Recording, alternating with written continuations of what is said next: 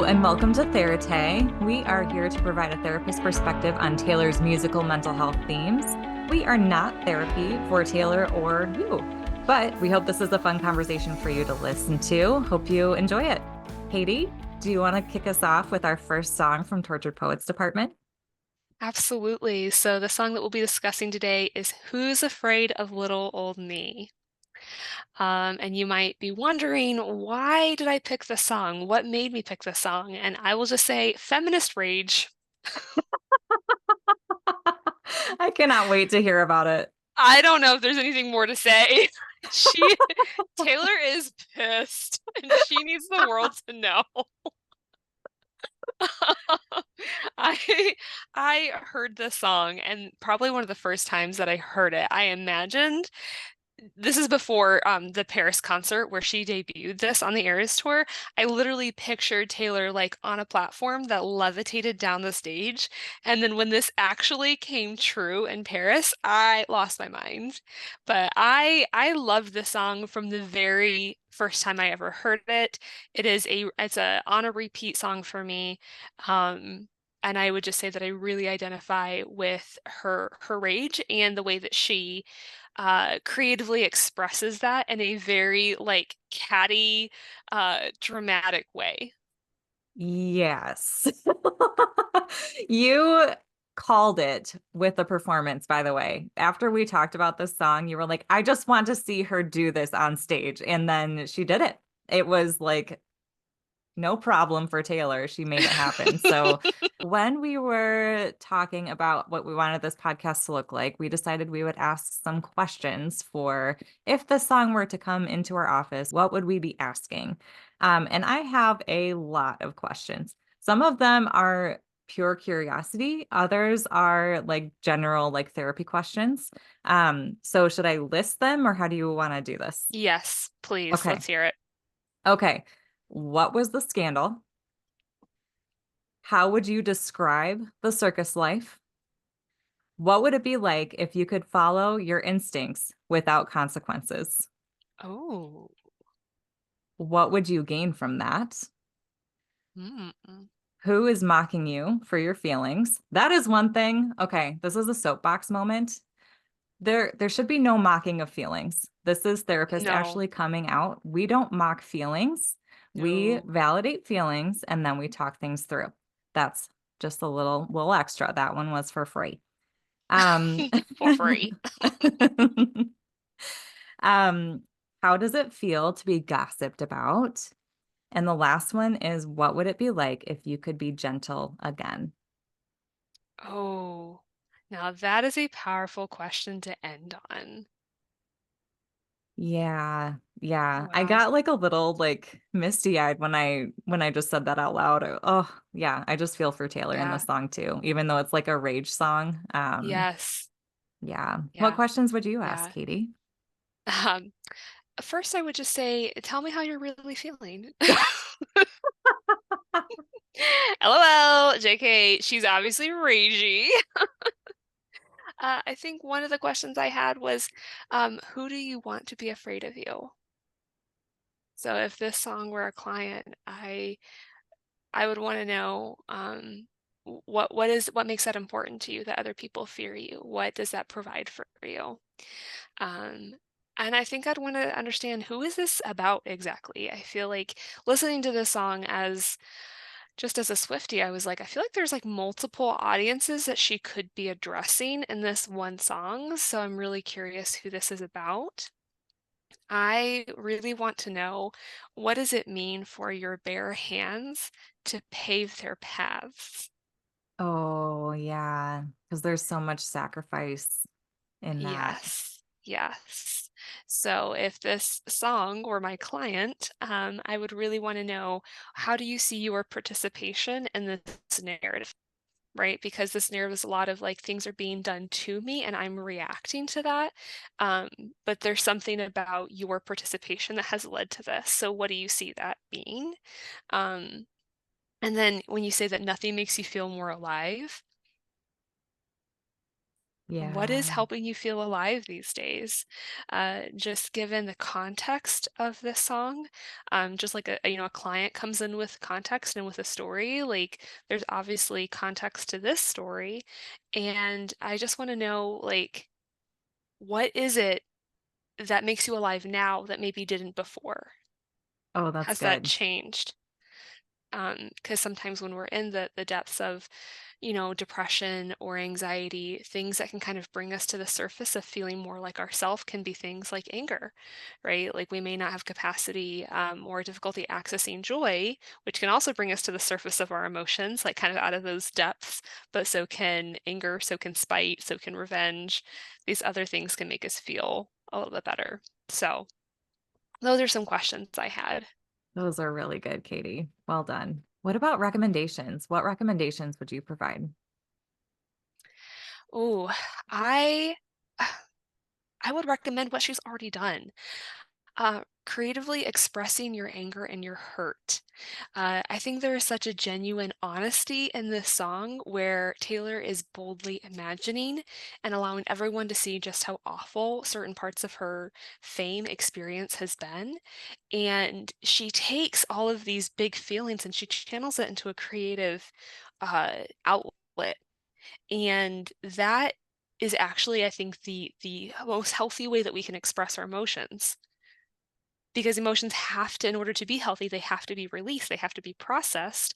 And so often we get caught up in our own judgments, our own criticisms, our own whatever towards our feelings that we never allow them out. And so what I would recommend that, the song, if it were my client, is like keep imagining scenarios where you play this out. Keep allowing yourself to feel these feelings and to let it be something that you've created. Yeah. Yeah, What that's really about for good. you? Yeah. So I think if it's safe, right? Like we don't know the nature of this relationship that she's speaking about.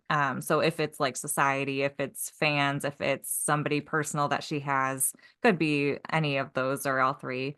Um, but if it is safe, like having those conversations, because it seems like there's a lot that's been unsaid for a while. And maybe if things had been discussed, if you were allowed to share your feelings about, take some more, maybe advocate for yourself more, acknowledge your feelings sooner. It maybe Mhm. wouldn't get to this point that you wouldn't feel so resentful and bitter against that, whatever Yeah. that other is. Yeah. But it's not always safe to do that. So yeah, I like what you said, finding ways to allow those emotions out. That's something that I said too, like find a way to let that anger out. And then I also said find ways to become yourself again.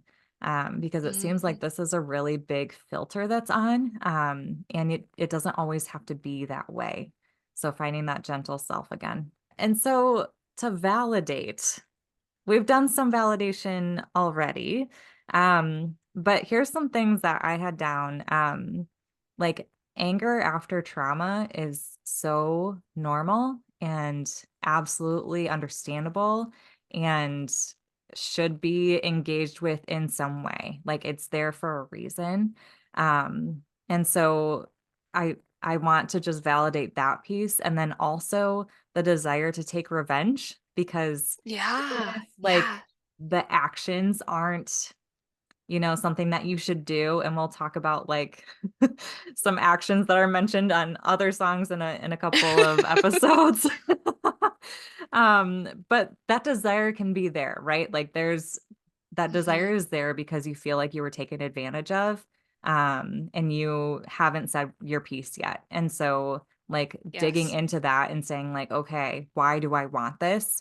But it's a normal desire to have. It makes sense that it's there. And then also this song is a little bit sarcastic to me. And when I Oh, hear for sure. sarcasm, and I tend to be, kind of a sarcastic person sometimes too. But it's usually a way of defense, right? So there's this way of like she wants to appear powerful, she wants to appear strong, and she is. Um, Mhm. but the sarcastic tone that this like the lyrics of like oh, I'll just leave from the gallows and Mm-hmm. levitate down your street. Like, this is Mm-hmm. like how people have portrayed her, right? Like, she's evil, she's horrible. And like, this is kind of her way of like defending herself. Like, oh, if I'm really going to play into this, kind of like with Blank Space, right? Like, this is the narrative that you've given me. Let's really Yes. take that far. And this is what you're saying about me. Yes. And Yes. so I hope you think about this a little bit more. It's so sassy of Taylor, Right. but I love it. Yeah. She's like, but what if I actually was everything you made me out to be? Like you Hmm. couldn't handle it. Like she's calling them out. Like you could not handle if I actually behaved in the ways that you say I do. Like it's just dialing up everything to a 10. Like that's just that Hmm. next level. So I think that's a great point that you're making. Yeah, Yeah. if you wanted me dead, you should have just said, I put narcotics in all my songs. Like she is being so over the top here, but But you really know just what? mocking them.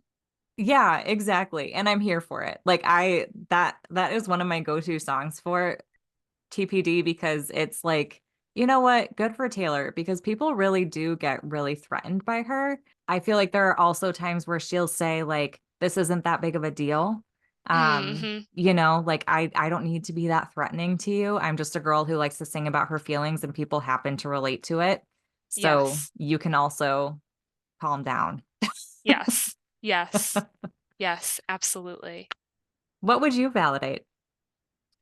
Yeah. I think that the song speaks to gaslighting. Particularly in the phrase, you caged me and then you called me crazy. She's naming that's like essentially the definition of gaslighting, right? And so she is calling that out, and I think that I would validate that gaslighting is supposed to make you feel crazy. It's supposed to make you feel unstable and question yourself. It's supposed to make you take blame and assume that you are the problem, to agree with the person who's producing that behavior or like doing that to you. I would validate the anger, like you said. It's an appropriate and reasonable response. So anger always comes out as like usually a bigger emotion to protect us, and it always is demanding change. Like that's the function of anger, is to create change. And so by naming this narrative, she's taking back control of it, essentially. And that's the Yeah. change that I see the song making in her life.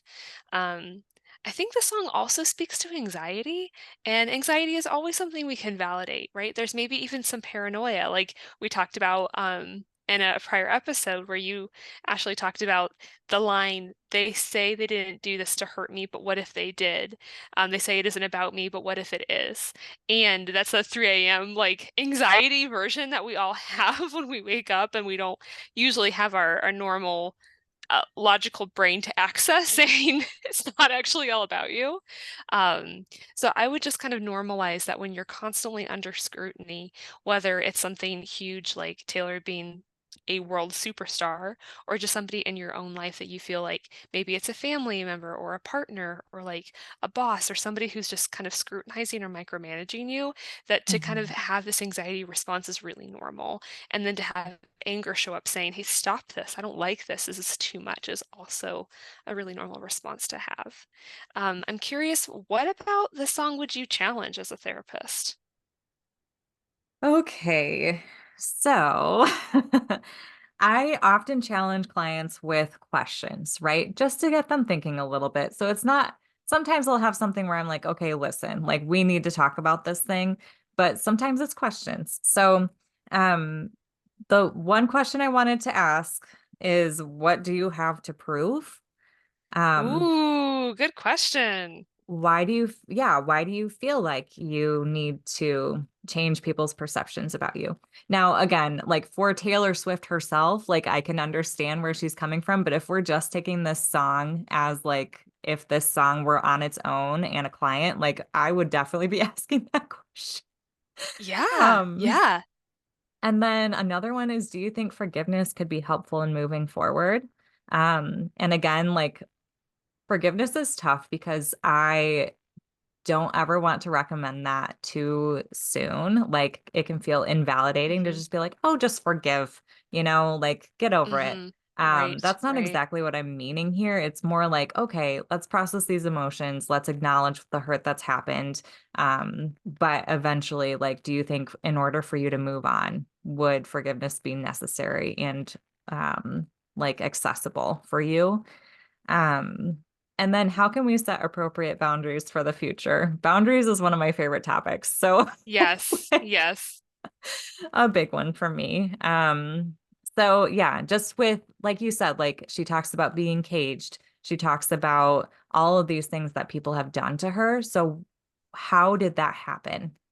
How did we get to this point where this is what people were able to do to you? And Hmm. what was, not that she asked for it, but what was your part in agreeing to those things? And how can we maybe change your actions for the future? And Yes. in some situations, it's not always possible, right? Like there are people who are like really vulnerable and unable to do that. And I understand that. But if there are boundaries we can set, let's try to do it. So, Hmm. yeah. How about Yeah. you? I love all of that, Ashley. I would want to kind of challenge revenge fantasies. Right? Because this whole song is a revenge fantasy. Like, Yeah. and I do want to normalize that and validate it at first, that oftentimes when we've been wronged, like our first reaction is to think, like, oftentimes, how can I get back? How can I protect and defend myself? And that's actually a really healthy function if when a line is crossed and we are violated in some way, that a part of us pushes back on that and says that was not okay, something about that needs to change.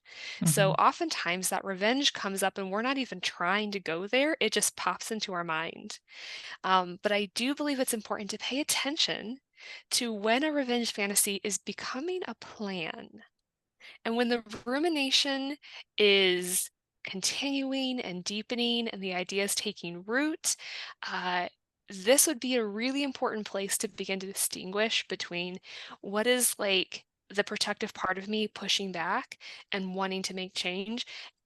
And when am I taking matters into my own hands and I'm going to bring harm to somebody else because I feel like I've been so hurt? Um, this would require some self-awareness and practicing some good decision making. And if you feel like you can't get there on your own, then going to a trusted person that could listen to your revenge fantasy, not judge it, and be like, I get why you'd feel that way. And then once you've been validated, once you feel more comfortable um, being heard, then allow that cognitive brain to come online and start questioning whether or not this idea is a good one. That's such a good point. And I I have not thought about all of the possibilities for revenge, but I'm just going to go out there and say, like, if you're doing something out of revenge, you most likely will regret it later. Yeah, yeah. I would say that it opens that up that opportunity for there to be regret, right? Because um, I think that, every person, generally has a set of values, that you adhere to and that you live out of. And if bringing harm to other people and in some kind of way that's justified for you falls within that values, then you may not feel that way. Yeah, that's But, true. I also have to kind of ask, like, what are your values? Because I think revenge really draws that out. Like, can you Hmm. live with yourself if you do this? And I think that we see that, story arc and like, videos or movies with like superheroes and villains. It's like, well, can I live with myself if I did the kind of things that you did, villain? And then, they're backing up and saying, like, no, I'm gonna go a different way. And like that's kind of the whole story arc. Yeah. Yeah. And maybe Taylor's way of getting the revenge is taking the revenge fantasy and putting it in a song and letting that be it, right? Like, Yeah. you know what? Okay. There it Yeah. is, right? Like, okay. Yeah. Yeah. Yeah. It's like it's acting on it without actually acting on it. Right. And I think we haven't gotten to the Midnight's album, but I think if our listeners have heard the Midnight's album and the song specifically Vigilante Shit, I think that you're going to know exactly what I'm talking about. Oh, I cannot wait to get to some of those other albums. This is going I to be so good. That'll be super good. And I think that we'll have a great, deeper conversation about revenge fantasies if we decide to cover that song. So, Ashleigh, what would you encourage if this song were your client? Yeah. So again, I have a question and then I have just some like encouraging statements too. But who do you have in your corner who feels safe? Mm, Um, because it can be really easy to feel like everybody's against you. It can be really easy to generalize and say, like, okay, this one situation happened, therefore everybody thinks that way, or everybody's going to treat me that way. But a lot of people don't realize that the actual like friends, genuine relationships that they have in their lives, that like, yeah, maybe they messed up, maybe they said something wrong, but they're still there for you. yeah. And so I know like for Taylor, she's really close with her mom, right? Like there's people in your life who aren't like that. So I would remind that person of that. And then I would also say the resilience that you've shown through everything. Like if this is what you were feeling like and you're Hmm. still kicking it, right? Like you're still working, you're still in whatever situation that you are in, and lived to tell the tale. Um, that's a lot of resilience to show and strength. And then I would also say there are ways to keep going. Like this doesn't mean that you have to stop everything. You can keep moving forward in a healthier way. And again, like it's hard to say without knowing all the details, right? So like these are things Yeah. that I hope is true, depending on the situation. So yeah. How about you, Katie? Hmm. Yeah, absolutely. Well, I think my first encouragement is for everyone to scream this song aloud in their car when you're driving. Like, I just could not recommend that enough. It is the ultimate form of catharsis. Yeah, if you have a hard day at work, just pump this one up. Absolutely. This is one of those bangers that I at first thought there weren't any on this album, came to this song, and I was like, there it is. There Yep. it is.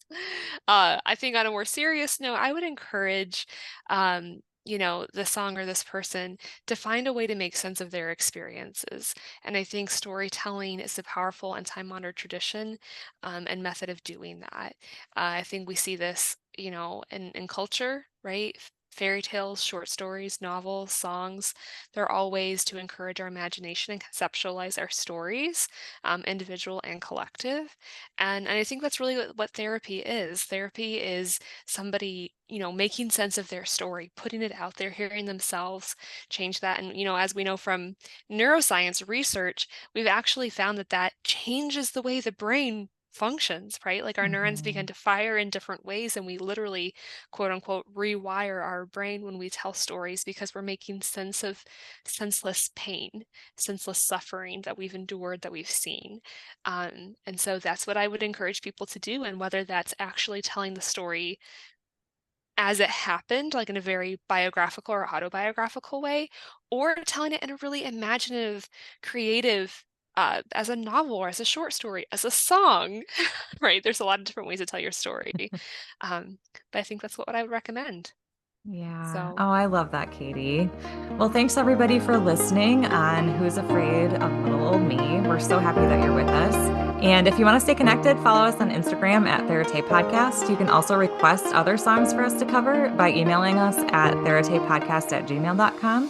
And we've created playlists on Spotify to listen to the songs we cover. And we want to shout out Jeremy for editing this podcast. thanks everybody for coming today. Bye. Bye.